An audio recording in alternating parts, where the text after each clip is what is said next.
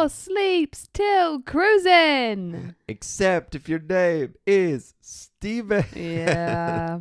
4 sleeps for me, though. Boo. How are you feeling about the whole thing? I have one more day at work. So Yeah. I feel like until I've finished at work, Mm-hmm. I can't get in the zone. Yeah. So I need to pack, which I'm Mhm. going to do tomorrow, and film a nice packing video for you guys at home. Beautiful. And I need to just make sure I've got everything because the weather is going to be a bit cold. Yeah. So I need to go into the loft and see what Which like seems a winter bit things weird I've because got. obviously it's been unnaturally warm Yes. recently. But I did find out that September and October is the prime time for the Northern Lights. Sweet. Yeah. Have you ever seen them before? Never seen them.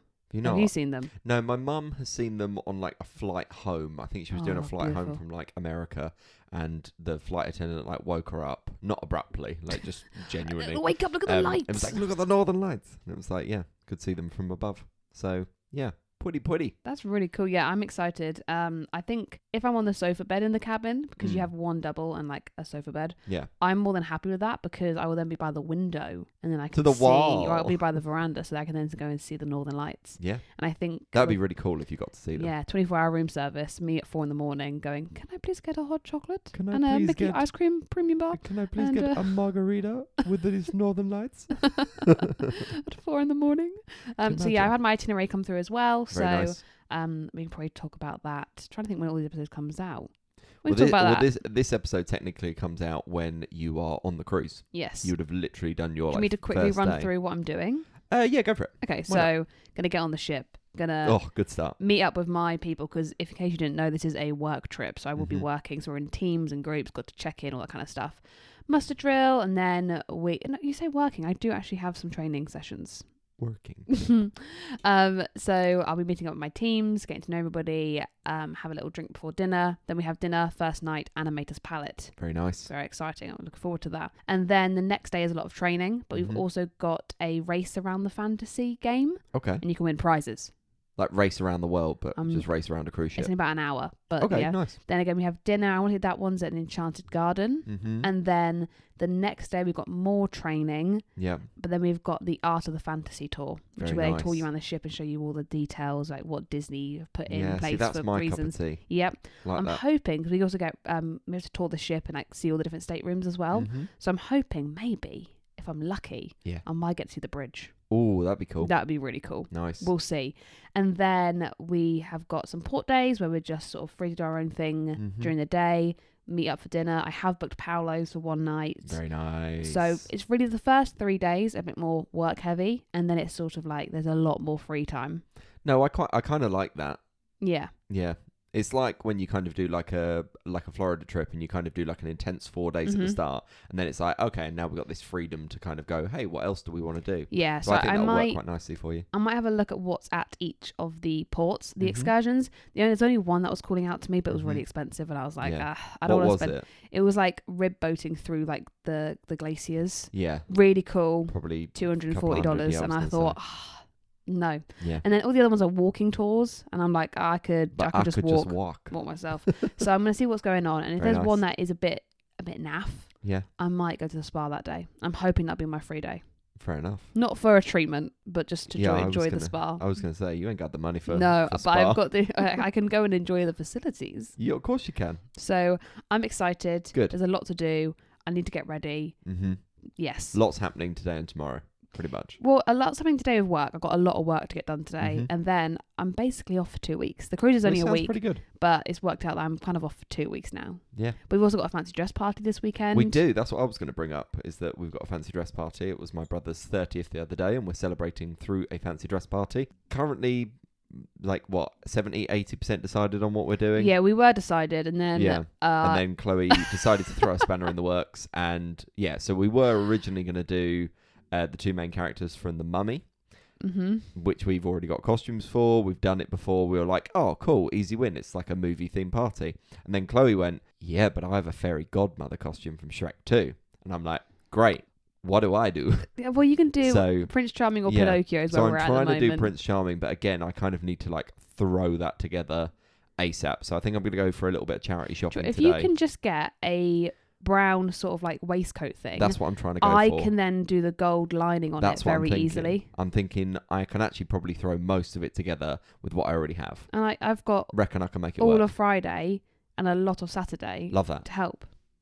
So Plan done. because that costume I've got is Yeah. it's pretty good. I need to get it down from the left to make sure the wig is all in one piece. I mean, the wig is still on the wig headpiece. Perfect. On the wig piece. I You wear wigs? I obviously cared for it very nicely. So yeah. Yeah. No, sounds good. So, what was the answer to last week's question, Chloe? Last week's question is, what badge can you get on the Disney Cruise Line to celebrate a body part? Is it the tooth thing? Yes. The losing a If tooth. you lose a tooth on the cruise, you can get a badge saying, I lost a tooth. Yeah. Only if it's like a milk tooth. If somebody punch you in the face, then there's no No, I badge reckon if for that. someone punched you in the face for no reason, you lost a tooth, I think they would still give you but one. I also feel like that's like adding insult to injury. It's just like, Funny we do though. have a badge for that though. I think that's quite funny. That is quite funny. I might try to be and honest. get a few so I can give them to like people that we know. That would be really, really funny. I'll try. I like that. I like that idea. Right. So, last week's episode, all on Chloe. We learned about Celebration Florida. This week is all on me. And I'm kind of hitting it's not a controversial topic, but I think it is a very, like, now topic. Controversial themes to it, potentially. Some controversial themes, a lot of kind of stories surrounding it. And actually, I think this is something that maybe in the last sort of 5 or 10 years has really hit prominence.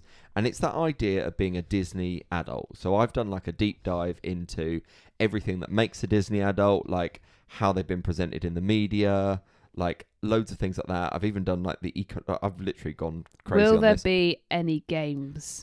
Not really. Fantastic. To be honest. So I've done a little No bit on the quizzing sort of for like me. psychology of them, the economics, how much they spend, little things like that. So yeah, we'll just kind of dive straight into this one, to be honest. So, I mean, how would you define a Disney adult, firstly, Chloe? I would define a Disney adult as an adult who goes to Disney Mm-hmm.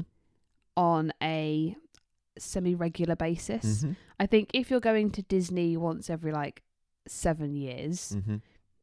I don't know, but then I'm also like, if you have a house topped with all the Disney stuff, Yeah. to me, I would say we're Disney adults. I would say our friend Laura is Absolutely. Liam, he's an Charlotte and Belle. Mhm. Those are who I look at and go, Disney adults. Yeah, and I think a lot of people who would probably listen to these episodes would classify yourself as Disney adults. I just want to kind of clarify that at this stage, I am not coming at this from any form of like hate or anything. No, because we're well aware we are hosting a podcast. I fully identify as a Disney adult here.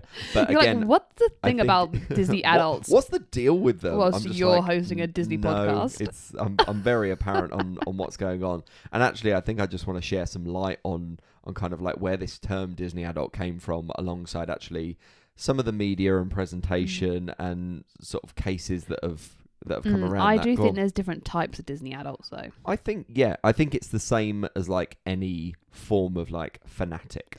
Like, it's people that are a fan of something and they go around telling everyone they're a fan of something, and there's people that are a fan but don't. They keep it more to themselves. So, like, obviously, we are Disney adults. Yeah, we And don't we keep have it to ourselves. This nice because little we've got corner. this. I was going to say, actually, we need to redecorate this corner. Yeah, So if sorry, you're lots watching, of stuff has fallen sorry down. about Apologies. this. We need to get some frames.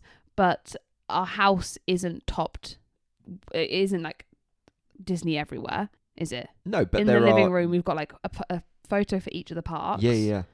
That's it. Oh, we got a bit of Lego like on the mantelpiece of like the castle and Yeah. the Haunted Mansion, but like we don't have plushes everywhere. We No, don't I have... think you'd walk into our house and you'd immediately go, "Oh, these people like Disney," but it's not. See, I don't think people would notice straight away because I know think people would, people come over there and they don't always notice straight away. but that's because they're also Disney people. That's true.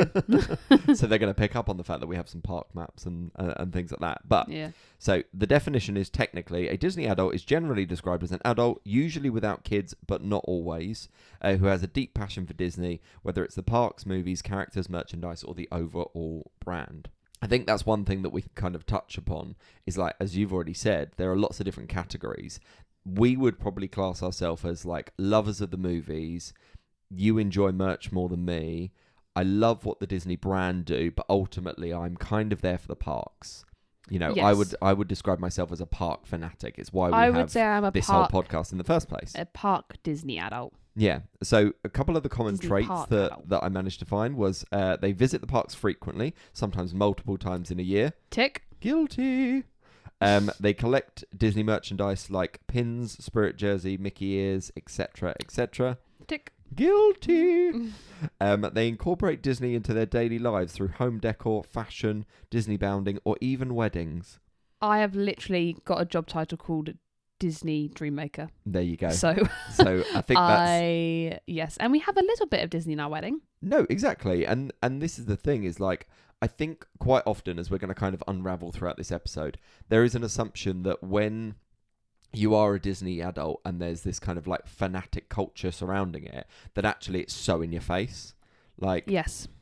And I think that's something that I'm seeking to kind of debunk here, because also they class it as feel a strong emotional connection to Disney stories, songs, and ultimately nostalgia, which I'm going to talk about quite a lot throughout this episode. So, okay. But I think one of the things that I kind of want to start with is actually, where did this idea of a Disney adult come from?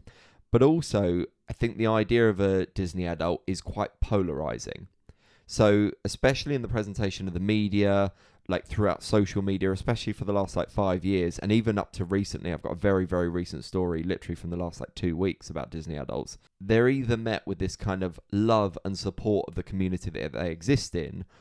I love how I'm speaking almost like in third person here, which is weird.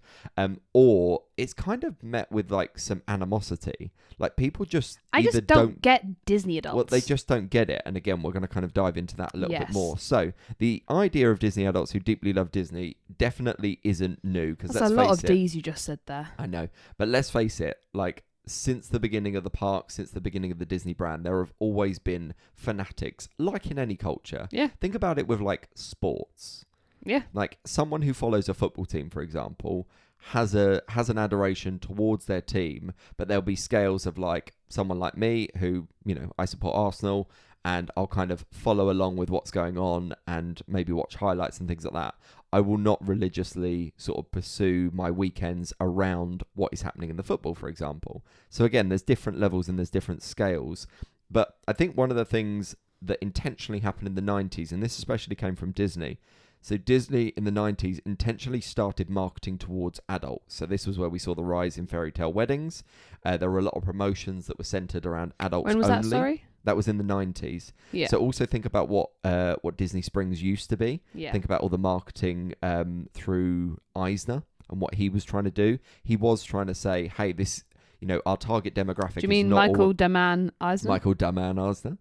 But again, it's not necessarily down to that. It's kind of like, you know, when Walt Disney said it originally, like, Disneyland is your land, you know, to all who come to this happy place, welcome. So ultimately, you know, there was a marketing shift where they were targeting, you know, I mean, there was a 1996 ad that literally had the tagline, "A world of magic without the kids." Well, there you so go. The idea that they were promoting to that. And then you look at things like DVC, like that is, although it's targeted to kids, when you look at it now, they do rooms that are designed for 2 people. Well, exactly. Like at the Riviera, one of the first DVC rooms that we ever saw.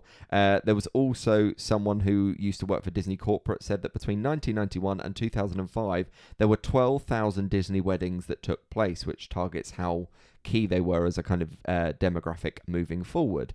And then we also had the rising culture of like Disney bounding. Like, have you ever bounded before? Are you a bounder? I would say I've bounded once or twice. Yeah. I actually have got a bounding evening on my Disney cruise. Have you now? I do. Have you decided what you're going to do for that Disney bounding Well, evening? I know what I wanted to do, but it's not going to happen because I haven't got time to get all the pieces for it. Oh, I wanted to woe do is you. Snow White, but I can't find a blue top. No. Because I could wear my yellow dress. I wanted like a blue corset top to wear over the top of my yellow dress because that would be perfect. Perfect. But my yellow dress is quite good for Belle, so I think I'll just be doing Belle. Fair enough. And also there's another person called Amanda Brennan, who was a former Tumblr editor, and also classified as a meme librarian. Traces the fandom's roots back to the rise of Disney bounding and Disney adult, which started in the sort of early 2010s. But again, the phrase itself actually, the phrase sort of Disney adult came into our sort of stratosphere in around about 2017. And again, it was very, very popular around the idea of the pandemic because, again, in early 2020, so before the pandemic happened, a Reddit user posted a title, "Disney adults are worse than any other cringe group of people," which followed the sort of mocking that happened in the UK, like Remember the UK used to have a kind of, I don't know, it wasn't like a serious newspaper. It was called the Tab. No. Yeah. So the Tab used to kind of hone in on these kind of like zeitgeist things. But again, it kind of gained legitimacy and actually officially got added to Urban Dictionary in August of 2020. Wow. Which, you know, you're hitting popular culture when you hit Urban Dictionary. Yeah. for that definition. I really should have probably got that, to be honest. But where does that psychology come from? Now, there's lots of arguments that, you know, center around why do Disney adults do what they do? And I think one of the first things that we can point to is that idea of nostalgia. Okay. Do you know what nostalgia is? Or how you would define it? Do I know what nostalgia Go is? On. Yes. How would you define it? So when you're thrown back to sort of not memories, but feelings of the past. And fondness of the past. Thank you. Do I know what nostalgia means? No, I just wanted a nice definition. No, the way you said it, that was such a teacher way of going, do you know what that word means? Do you know what this means? I'm a 27-year-old woman. I know what nostalgia means. You, that man. Nostalgic woman. So again, I think a lot of why Disney adults do what we do is essentially down to our nostalgia from the films. It might be like, I know that you have a massive fondness of your childhood in Disney, and ultimately that's where a lot of it stems from. And I know that every single time that we've done like a guest episode, it's centered around this idea of, you know, your initial memory of Disney is, you know, for a lot of people of sort of my generation or Chloe's generation, is kind of putting in the VHS tape, putting in the DVD, and kind of watching those films again and again and again, and kind of really the lined castle animation. Well, exactly. Like we saw that the other day when we watched Pocahontas again, and it was a wonderful way. But again, I think there is a lot of comfort that comes from that revisiting, because I was thinking about this in terms of like just general psychology. You know, when you go through anything that kind of like disrupts your norm or makes you feel unsettled, most people, what they tend to do is they tend to go back to like a film that they love. They tend to go back to like a TV series that they love. Like I've lost count of, like, I think nearly every breakup I've had in my life, I went and rewatched the entirety of How I Met Your Mother again for comfort, because I know where it's going and I know how it sort of ends, even though it doesn't end in like the best way possible. But again, I think what a lot of psychologists point towards is that nostalgia can reduce stress, increases optimism, and ultimately makes you feel more socially connected. And it's the idea of community that I think is one thing that really drives us. I mean, since starting this podcast, we've become sort of more embedded in that community, and it is genuinely wonderful. Yeah. The other thing is actually something that you pointed towards is escapism. Yeah. Now, we've mentioned this so many times. Love it. Like, Disney parks are the most immersive places in the world. Yeah, they are. For me. I would also say, though, a Disney cruise is also very... Oh my God, shut up about your cruise. No, because... Shut up. Think about being, like, at Disney, and but in the middle of the sea. Like, you can't get off. Yeah, true. You really don't You're have... stuck. You don't have much control there, to be honest. But again, I think in a world of such high stress and anxiety these days, I think a lot of adults, especially, you know, us, we seek that form of escapism as a coping mechanism from work, from responsibility, from, you know, wider social issues. Like, when you actually look out into the wide world, it's a mess. Like, it's literally ridiculous. So I think there, and actually psychologically, a lot of experts point towards escapism as a mini vacation for the brain, which I really love as a term. Yeah. I think there are genuinely only two places in the world that I really switch off from the world, and it is Disney/Orlando or a golf course. So, but that's mainly because I'm focusing. Your dad was saying the other day, he was like, he completely switches off on the golf course. Yeah, and it's wonderful. Wow. Love to see that. And that's the thing. Then you've also got this idea of identity and self-expression. I think it's so important to us as human beings that we feel connected to other people. Mm-hmm. And I think that idea of like, when you enter a place like Disney World, you are kind of free of judgment. You've got that inclusivity. It's that idea that, like, you know, you can be wearing, like, I just love when you go into like a Disney park and maybe you're wearing like a particular shirt or like a certain set of ears, people compliment you. Like when you walk down the street in the UK, like, and I go for a walk, people struggle to smile and meet your eyes. When I you find come it back weird. from Disney, you find it so hard because you're so used to everyone being like, "Hi, have a magical day. How are you? I love this. I love that." Yeah. And you get back and everyone's just like, they won't even smile at you. Ooh. it hurts. No, exactly. It But I hurts. do find that there are actually a lot of mirrors in this idea of fandom. Like, you think about it in terms of like Swifties. Yeah. You know, that is like almost like a cult-like following to Mhm. certain degrees. Again, same with like sports fanatics. I think to myself, why do we judge in the same way Disney adults as being like, oh, that's cringe, oh, that's something that I would never do, yet a lot of these opinions might be coming from abusive men who spend their weekends effing and blinding at, you know, at a team not being able to score a goal. Yeah. Like, how is that any different in terms of the sort of scales and levels Yeah. of someone feeling deeply and emotionally connected to a character in a parade? Yeah. I don't see any different.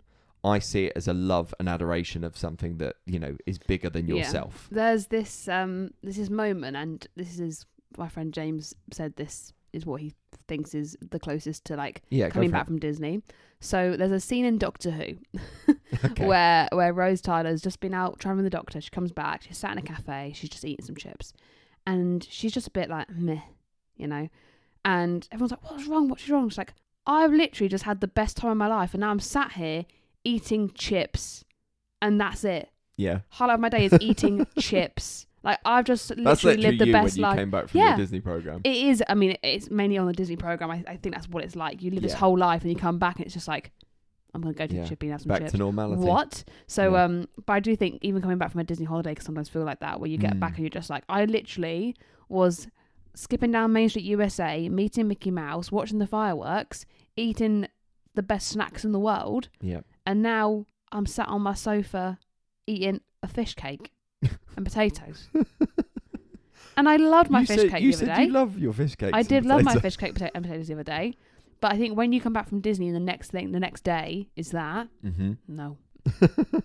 Now, obviously, Disney adults have been met with quite a lot of criticism in the past, and actually a lot of this really stemmed from So in 2019, a Facebook post went viral. Now, what I will preface this with is that this post wasn't actually from 2019.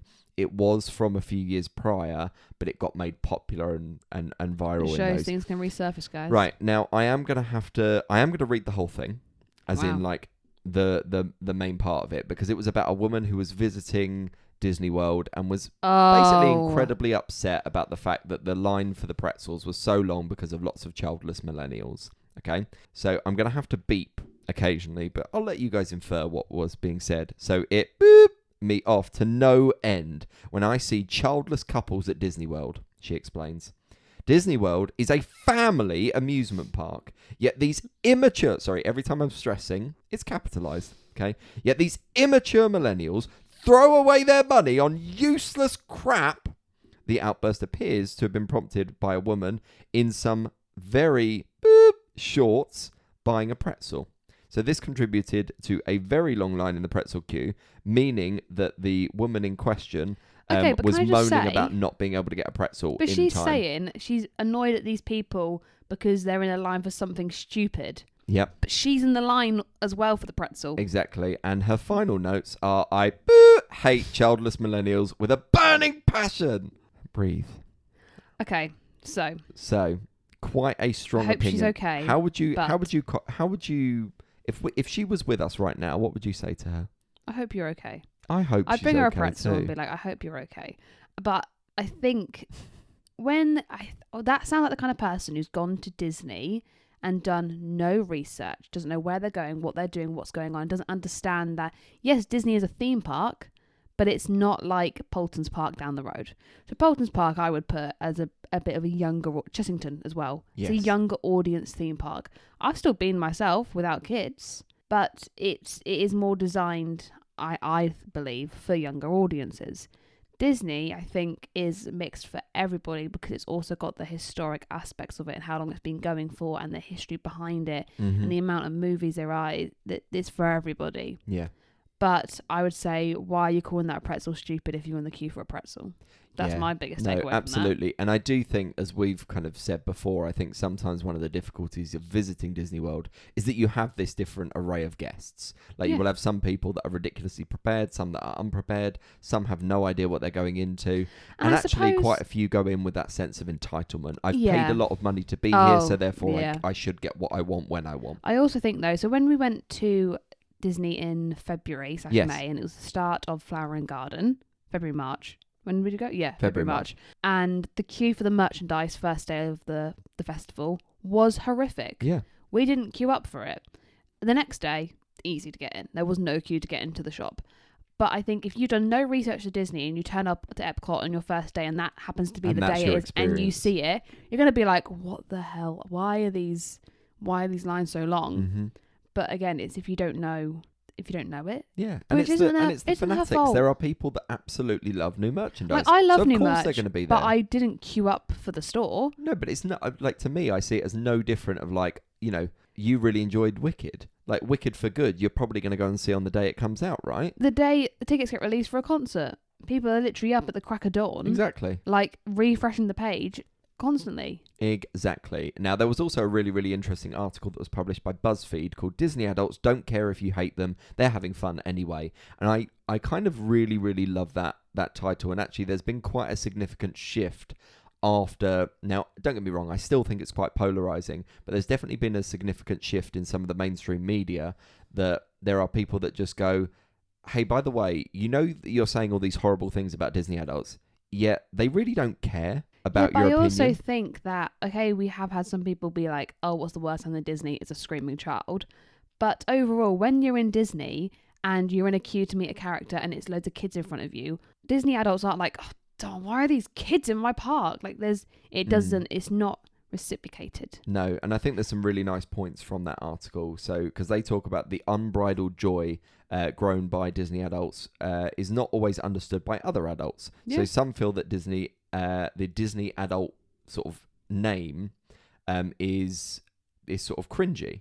Others consider it as terrifying because they're kind of unsure as to, you know, what it means. But one of the main writers actually says that Disney is designed to appeal to people of all ages, but it's for children, and the adults who still obsess over it desperately need to acquire a kink or at least a hobby, which I think is such an extreme viewpoint on that particular one. Yeah, and I think going off that, like, people are scared to be known as a Disney adult kind of thing. Yeah. So I am a Disney adult. It's taken me a while to actually come to terms with the fact that I am a Disney adult, but I was also seeing it as a Disney adult as somebody who only lives, breathes, speaks like Disney 24/7. Now, I've spoken about it before. I could go a couple of weeks probably without mentioning Disney. I know I could if I had to, but there's no reason for me to. But I don't just randomly bring it up. So if someone comes in to book a holiday and I'm like, you want to go to Florida? Great. And I go, how many times have you been? They go, I've been 5 times. Sometimes I'd be like, oh yeah, no, like they'll say they've been a lot, and I go, yeah, no, I get you, I go a lot as well. Sometimes I don't say anything. Yeah. And then someone comes in going, I want to go to the Caribbean. I'm like, but have you thought about Disney? Like that's not me. So I always thought maybe I'm not a Disney adult, but I would say yes. Yeah, I am. But there's another part. I think what I quite liked about the article is you had some really strong opinions from one side and then you had lovely opinions from the other. So another person argued that Disney isn't just childish nostalgia. It's a vital emotional anchor. And as one person put it, Disney represents a safe, magical space where the weight of the world and problems disappear. Yeah. Which I really, really like. And actually it draws on some really, really, quite profound criticisms. Like, Disney adults are mocked, yet there are people who spend thousands on sports fandom every single year, and that's seen as entirely normal. You think about it, like us going and spending, let's say we spend like $2,000 per person on a Disney trip, right? There are people that spend that on a season ticket for, a football team. By the time that you bought all your, the idea of going to spend £80 on a Spirit jersey, a football top is like £100 now. Like, the comparisons are so similar, yet there's a kind of divide. I don't know, a massive, massive divide from it. But actually, I think one of the things that was kind of really, really nice. I did find another article, and the other article actually comes from the point of view of a psychologist. Nice. Okay. Which I really, really like. So this woman called Jessica Vickers, who's a licensed therapist, argues that Disney adults are living life right. And it's because of 4 main reasons. Okay. One of them is the fact that they choose joy. So Disney adults tend not to worry about judgment at the park, and their focus is on their favorite attractions and basically doing things that they love. They're not the type of people that just kind of sit and exist. They want to experience these things themselves, and ultimately that helps with mindset. Yeah, and it's actually about kind of taking back power. Can I make a comment on that? Of course you can. So when we were there in May with our friends James and Bryony, yes, So we went and met Mickey Mouse. Now, Bryony had the worst time of her life. She did not like that experience. But she has never judged me for enjoying it. She's like, I did not like that. It is not for me. But never once did she go, I don't get how you do that. I don't know why you do that. Fair play for doing that, because I know that there's a lot of people that listen to this would podcast never meet a character. who are not character and people. That's fine. And I said to her, like, because she had never met a character in her entire life, and I thought, do it once. If you've never done it, just because you might have a good time, you might not, but then you can say you've done it. It's like a big roller coaster. You might be scared. Just do it once, and you don't have to do it ever again. And I was like, you're in Disney for 2 weeks. Just go and say, come with me. We'll go meet Mickey Mouse, and then it's done. And yeah, she was like, never again am I doing that. I thought, fair enough. There you don't have to do it ever again. Sweet and simple, to be honest. The second one is that they hold on to imagination, because let's face it, that adult life can be hard and you have to worry about loads of different things. Like, my brain is constantly firing on about 1 million cylinders, and that actually Disney allows you a place of imagination and fantasy to escape that. And actually holding on to your imagination, as Psychology Today points out, is a really important aspect of adulthood, because it allows you to kind of process trauma and not ruminate amongst sort of negative activities, I suppose. The other thing, they're part of a non-judgmental community. I absolutely love being part of this community. It's wonderful. It's supportive. I think everyone is out for each other, not in that sense of like everyone's out for each other. How dare you like Disney? No, it's like everyone is just so lovely and supportive, and I think that's... And no one's trying to one-up each other either. No. There's no sort of thing where someone goes, oh, I hate that they did that first. Like, yeah, I might see I don't know, maybe like a Mickey's Not So Scary Halloween party costume, and I think, oh man, I wish I did that. That is wonderful. But like, it's never like, oh, how dare they do that, because now I want to do it. It's just like, well, that's really cool. And most of the time people take inspiration from those people. Exactly. And the fourth one is actually that they hold a space for nostalgia, which is perhaps one of the most important feelings. So what does nostalgia mean? Oh my God, I'm going to throw something at you. Right. But the takeaway is that essentially Disney adults are just constantly enjoying themselves. And I think, do you know what I kind of compare it to? And I really, really struggle with this. Is like, if we're at a party and I maybe haven't had a drink, dancing can feel really, really awkward. But there's always some sets of people, and you'll always find this in like a club, or you'll find this at like a party or a wedding. Some people just don't care. And it's that idea that actually, when I'm at a theme park, when I'm at somewhere like Disney, I lose all my inhibitions. And I literally just surrender myself to, I'm going to have a wonderful time, and I'm going to become this sort of inner child once more. And I think that is the purest form of escapism that you can possibly get. There's a moment in Disneyland Paris at Christmas where they were playing the music on the main street, had the snow coming down.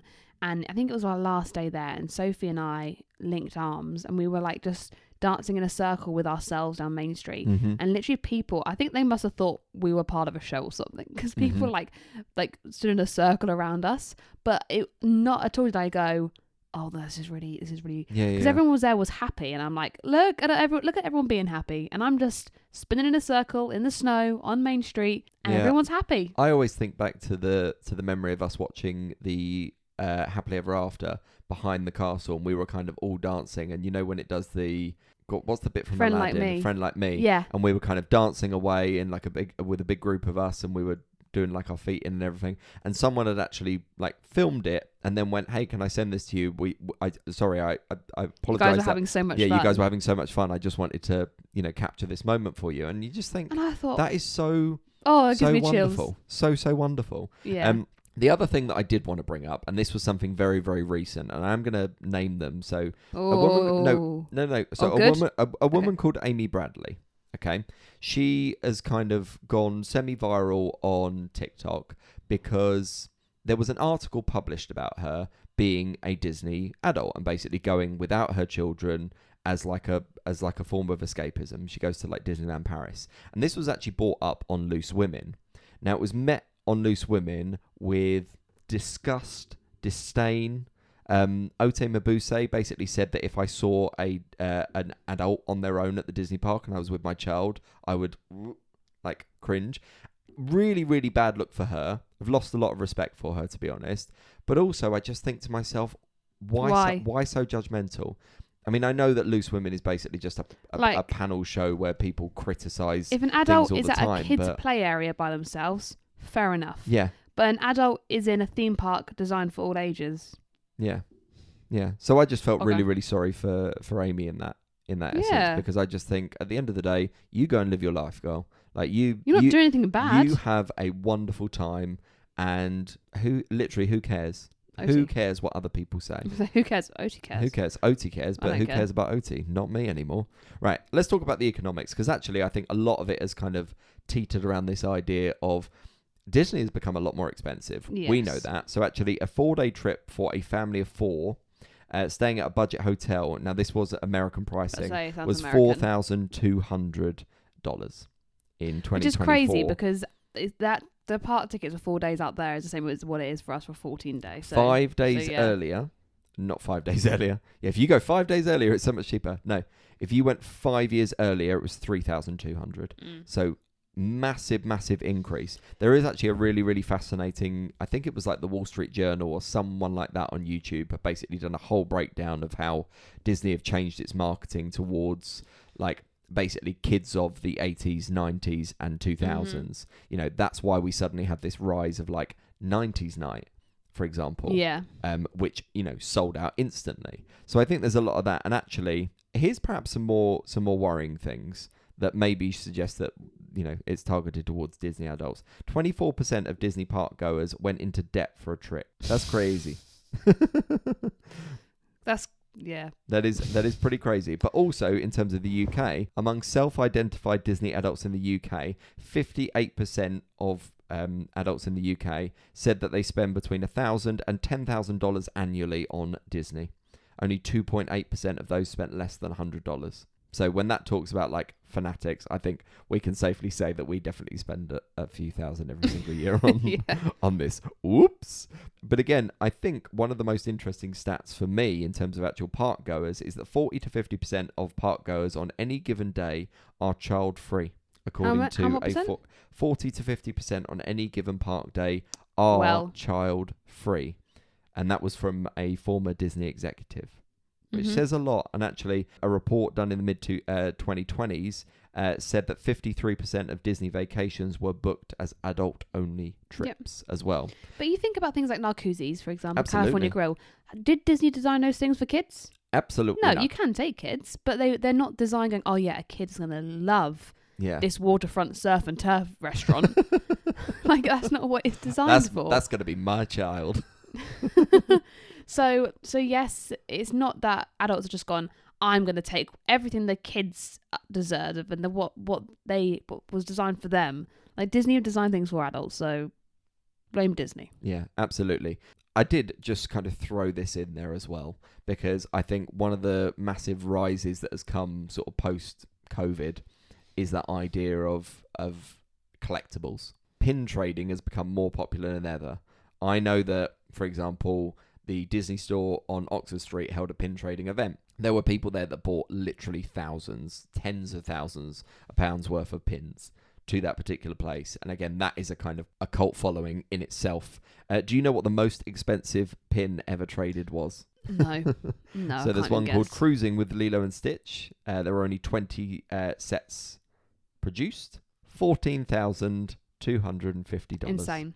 There's also an Animal Kingdom Jumbo one, which was limited edition to 500 for 10,000.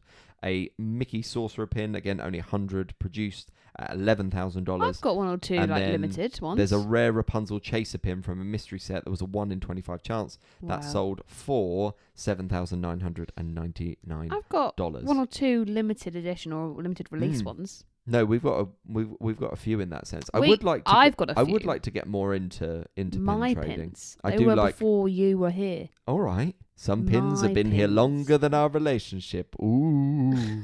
But again, I think popularity of those sorts of things just adds to the Disney sort of fanatic culture. I think we're seeing it from like Pokemon. We're seeing it from like people getting like limited releases of like albums and vinyls. Like, fanatic culture has basically never ever gone away, and it's been there since the dawn of time. And if people choose to judge Disney adults for that in the first place, then I think that says a lot more about them than it does about anyone else, to be honest. You're right. So, because I think, we are Disney adults, and I'm a very, very proud Disney adult. And I think there probably were times in the past that I felt a little bit uncomfortable that I liked Disney as much as I do. But then you kind of see how inclusive and wonderful the community is, and you think to yourself, do you know what's probably more sad? It's the fact that other people judge you for that. And I think to myself, what have you got that you really, really love? Like, because if it is just a case of like, I go to work and then I come home and I literally just watch TV and then I go to sleep and then I maybe do this on the weekend or do that on the weekend, but I don't actually have a real love of anything. I just go about existing. I find that really, really sad. So I'm going to continue to love Disney. I'm going to continue to have it in my life all the time. And yeah, proud to be a Disney adult. Lovely. And that's pretty much me wrapped up. Very nice. Lovely stuff. Oh. That was for you guys. That was a you guys episode. Yeah. So that was lovely. lovely. That's me pretty much wrapped up on that episode. Nice. I feel validated. So Good. Thank you. I hope you at home feel validated as well. Exactly. That was the aim and intention. So What is next week's question, Chloe? Next week's question is quite a fun one. I don't know if you'll know the answer to this actually, Stephen. Ooh, So, is it like the definition of nostalgia?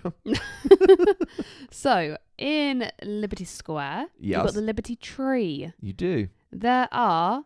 Do you know how many lanterns are hanging from it? Oh, I can't remember. There are 13 lanterns hanging from it. I was going to say 13. What I really do hate they myself. stand for? Well, float for. Hang 10 for. dual commandments. No.